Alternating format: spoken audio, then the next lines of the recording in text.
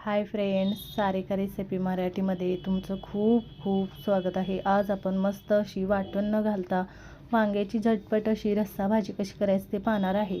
झटपट बनवलेले आहे, वाटण न घालता कमी साहित्यात तेवढी झणझणीत आणि चविष्ट भाजी झालेली आहे। नक्की या पद्धतीने करून बघा वांग्याची रस्सा भाजी। तर चला वेळ न घालवता व्हिडिओला सुरुवात करूया।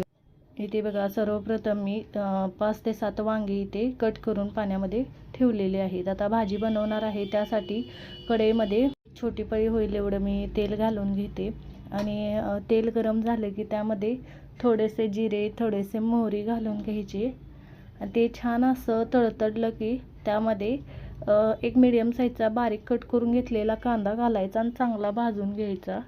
इथे बघा, मी कांदा घालून घेते, कांदा चांगला मी भाजून घेते।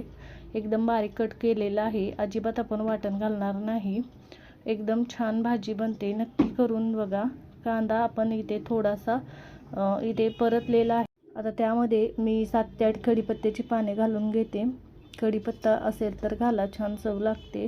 आता कढीपत्ता पण मी 1 मिनिट कांद्यासोबत परतून घेते आणि त्यानंतर जे वांगी कट केलेली आहे ते पाणी नितळून यामध्ये घालायची आणि असं तेलामध्ये वांगी परतून घ्यायची, म्हणजे भाजीला छान चव लागते। इथे बघा, पाणी नितळून मी वांगी घालून घेते आणि तेलावर परतून घ्यायची, मस्त भाजीला चव लागते। एकदा या पद्धतीने भाजी करून बघा। वांग्याच्या फोडी मी यामध्ये घातलेल्या आहेत आणि तेलामध्ये परतून घेते आणि परतत असतानाच त्यामध्ये हळद घालते आणि छान असं हे 2-3 मिनिटं परतून घ्यायचं। इथे मी पाव चमचा हळद घातलेली आहे आणि छान भाजी मी परतून घेते बघा। 3 ते 4 मिनिटं भाजी मी परतून घेतलेली आहे। इथे मी वांगी परतून घेतलेले आहेत, वांग्याच्या फोडी, आणि त्यानंतर इथे 1 चमचा घरगुती आपलं लाल तिखट असतं ते मी घालून घेते आणि अर्धा चमचा गरम मसाला घालते। लाल तिखट तुमच्या चवीनुसार घाला, गरम मसाला अर्धा चमचा घातलेला आहे। आता हे चांगलं मी परतून घेते 1 मिनिटभर आणि यामध्ये पाणी घालून घ्यायचं आहे। तुम्हाला जशी भाजी बनवायची आहे तेवढं तुम्ही पाणी घालून घ्या। इथे मी बघा 1 मिनिट हे परतून घेतलेलं आहे। गॅसची फ्लेम कमी करायची मसाला घातल्यानंतर आणि नंतर परतून घ्यायचं आणि पाणी घालून घ्यायचं यामध्ये। इथे बघा, पाणी घातलेलं आहे, त्यानंतर याला उकळी यायला लागलेली आहे। आता यामध्ये चवीनुसार मी मीठ घालून घेते आणि त्यानंतर भाजलेल्या शेंगदाण्याचं कूट पण घालते, म्हणजे भाजी छान मिळून येईल। मीठ घातलेलं आहे, मिक्स करून घेते बघा। 5 ते 6 चमचे छोटे इथे मी भाजलेल्या शेंगदाण्याचं कूट घातलेलं आहे आणि आता मिक्स करायचं आणि यावर झाकण ठेवून आपण भाजी छान अशी शिजवून घ्यायची। थोड्या वेळानंतर बघा मी झाकण काढलेलं आहे आणि इथे भाजी बघा आपण चेक करायची शिजले का ते। छान असं मऊसूद असं आपलं वांगे शिजलेलं आहे। इथे बघा भाजी छान तयार होते आणि मस्त टेस्टला छान होते बघा, झटपट बनते। करून बघा एकदा या पद्धतीने तुम्ही वांग्याची रस्सा भाजी।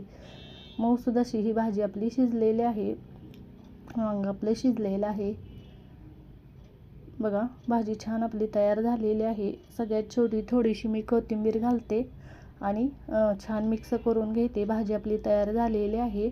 मी गॅस पण इथे बंद करून घेते, मिक्स करायचं, त्यानंतर गॅस बंद करून घेते। छान भाजी मस्त कोणतेही वाटण न घालता एकदम चविष्ट अशी भाजी तयार होते बघा, मस्त। नक्की या पद्धतीने तुम्ही वांग्याची रस्सा भाजी बनवून बघा, छान होते आणि कमेंटमध्ये जरूर सांगा तुम्हाला आजचा व्हिडिओ कसा वाटला। व्हिडिओ आवडला असेल तर व्हिडिओला लाईक करा, शेअर करा। चॅनलवर नवीन असाल तर चॅनलला सबस्क्राईब करा, बेल आयकॉनला क्लिक करा। या पद्धतीने तुम्ही झटपट बनणारी, कोणतेही वाटण न घालता एकदम झटपट बनणारी, कमी साहित्यात तेवढी चविष्ट अशी वांग्याची रस्सा भाजी बनवून बघा, तुमची पण छान होईल।